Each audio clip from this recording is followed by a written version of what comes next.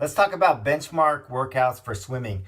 So when you're swimming, the best way to improve your swimming is to know what your 100 pace is so that you have something to compete against yourself. And you also have a way to measure your progress. If you tweak a tiny part of your stroke, how do you know if that equates to more efficient swimming, which would be swimming a bit easier, also swimming faster?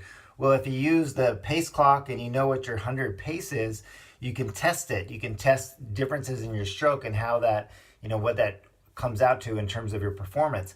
So there's a couple different types of benchmark workouts I like to do. One is a longer workout. It could be 500 yards, 1,000 yards, or 1,500 yards straight through. And I would vary that depending on the distance of the race you're doing. And I would save those for later in the season when you have a stronger workout base. Then the first kind I would have you do is to figure out your 100 pace. And again, we can use 3 different distances depending on your swimming background. So to start with, we would use 100 yards. And so I'd have you do 3 times 100 yards with 10 seconds rest. And it's really important to stick to that rest period. So make sure you're doing it in a pool in a lane where you have, you're not interrupted by other swimmers. So what you're gonna do is you're gonna swim 100 yards. And it's important that you either remember your time by using the pace clock or use a lap split button on your watch. So 100 yards, 10 seconds rest, 100 yards, 10 seconds rest, 100 yards. And take your 3 times and you want to average them.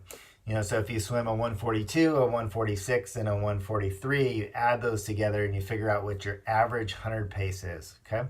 If you're a more advanced swimmer, you have more of a swimming background, you can either do 3 times 200s and then take 20 seconds rest. So you want to get 10 seconds per 100.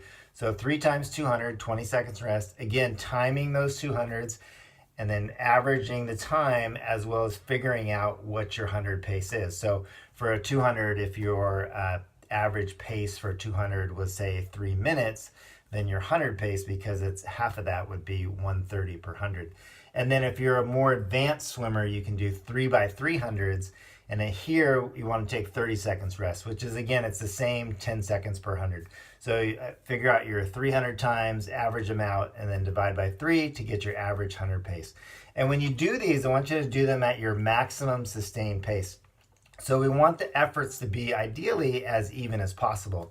So using that first example of 3 times 100, I'd rather have you see you go like 142, 142, 143, rather than 142, 151, 205, getting slower and jumping around.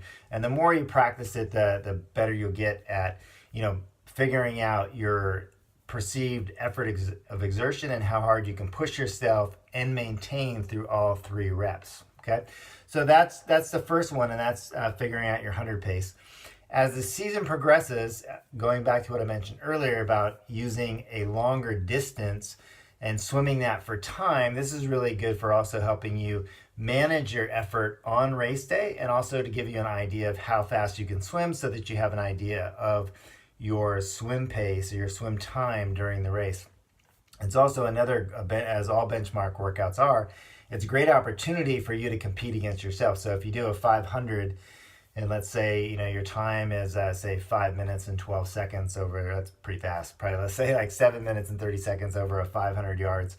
And then you do it 6 weeks later and you drop that down, by 10 seconds. And that gives you an idea of how much you're improving. So for an Olympic distance, I think 500 yards is a really good test distance.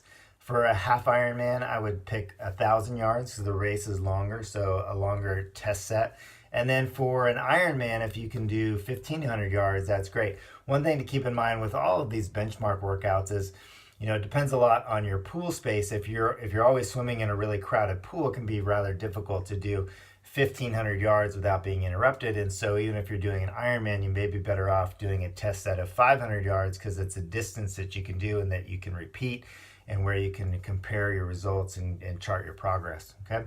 So those are benchmark workouts for swimming. Definitely make sure you pick one and you have a set point so that as your training goes along, you can come back and retest and compare yourself and figure out how your improvement's going.